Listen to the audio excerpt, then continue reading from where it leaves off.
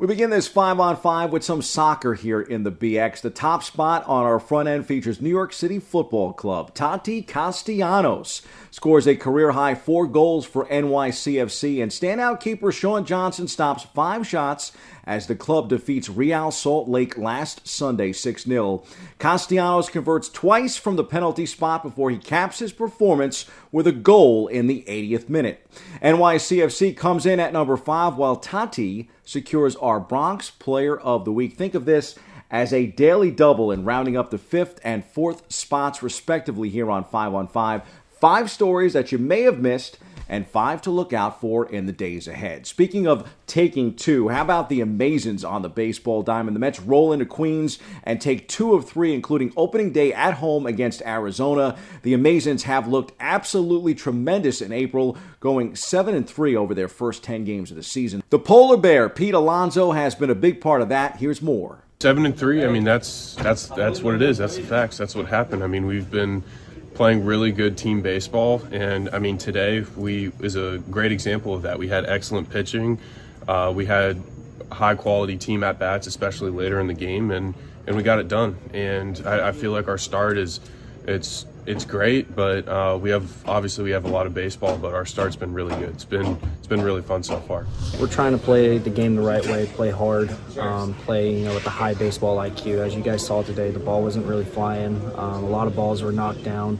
Fortunately enough, Pete got one right below the wind and got one out. So today, we try to play solid defense and just be, smart on the base pads. We knew that every run was going to count, especially when it was 0-0 going in, I think, the 6th inning. So it was coming down to the wire, and, glad we got the rubber game and we won the series.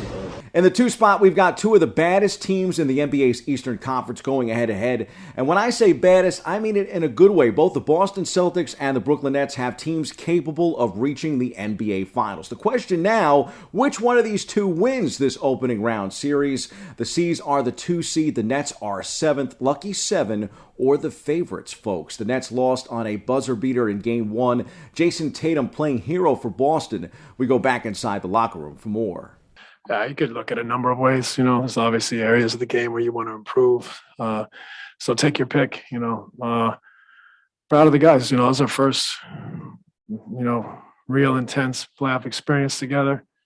We had a poor start to the second half, which cost us, obviously. But other than that, I thought there was a lot of growth from our group.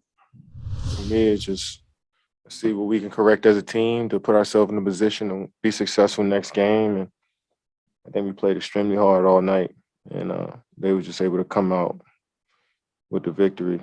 But it's it looks just like the rebounding and the 43-29 on the boards. It's always tough to overcome, especially when they get 14 offensive rebounds. So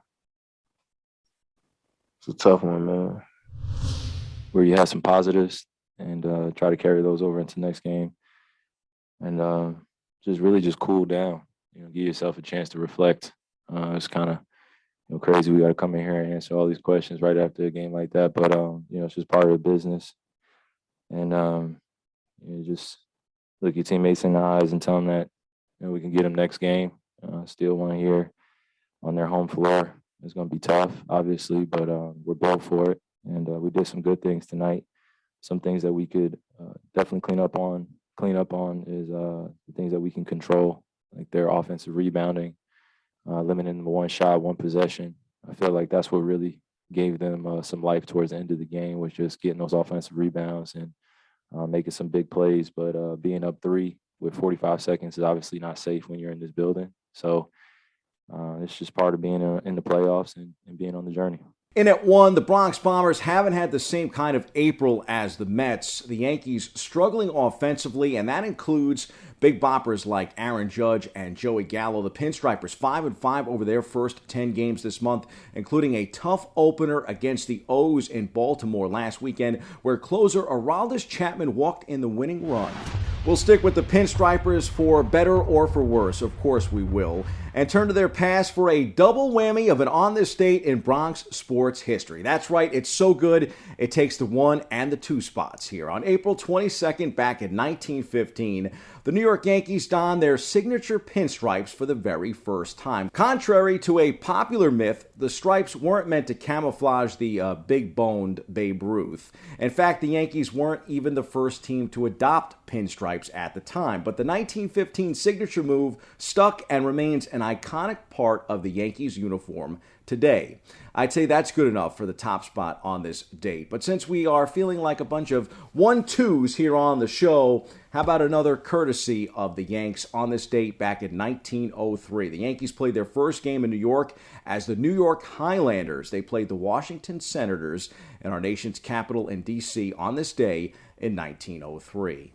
And at number 3, Formula One is in Italy this weekend, round 4 of the championship and a precursor to the new Miami GP coming up the first week in May. Pretty cool to have Miami and Texas on the calendar this year. Next year we'll get Miami, Austin, and Las Vegas headlining 3 Formula One Grand Prix.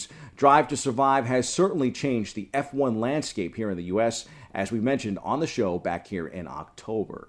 The Yanks and Mets share the 4th spot here on the back end. The Yanks open up against Cleveland tonight, the Cleveland Guardians tonight at the stadium, the first of 3 at the big ballpark in the Bronx this weekend. Meantime, the Amazons are in Arizona for a 3-game weekend set. And at 5, kudos to the Brooklyn Nets in the playoffs. Game 3 of their series with the Celtics is this weekend, Saturday night at 7:30 in the BK at the Barclays Center. To the C-list for the future of basketball.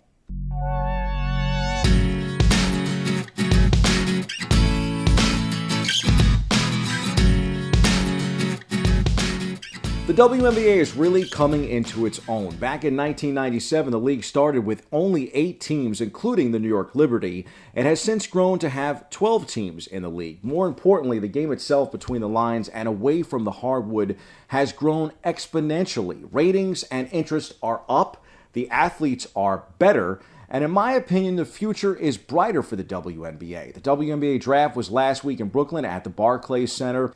With the 5th overall pick, the Liberty selected Niara Sabally from the University of Oregon, making her the program's 3rd top 5 selection in 3 years and 2nd by the Liberty. That pick came moments after the Atlanta Dream got their dream player Monday night, selecting Kentucky guard Ryan Howard with the 1st overall pick. The Dream had previously acquired the number 1 pick in a blockbuster deal, sending their number 3 pick, 2nd round pick, number 14 overall, as well as the right to swap with the LA Sparks 2023 1st round pick to the Washington Mystics. The women's game really is on the rise. There's absolutely no doubt about it. You saw it this past March with the Final Four and the NCAA finally calling the women's tourney March Madness. And you are continuing to see it with the influx of talent bound for the WNBA this summer, the NBA's counterpart. This is an extremely exciting time for women's hoopers here in this country. They are finally getting the attention that they deserve and have always deserved. The platform is providing not only opportunity for current amateur stars and entertainment for fans at home, but it also signals greater opportunity for young women in the future.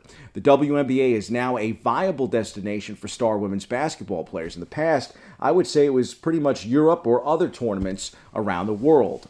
The women's game will see continued pay increases because of the interest in the game, with more fans going and more fans watching. The league is making moves. And we're making moves here on the show, moves to a break. That's your look at sports. Stay with us here on Open.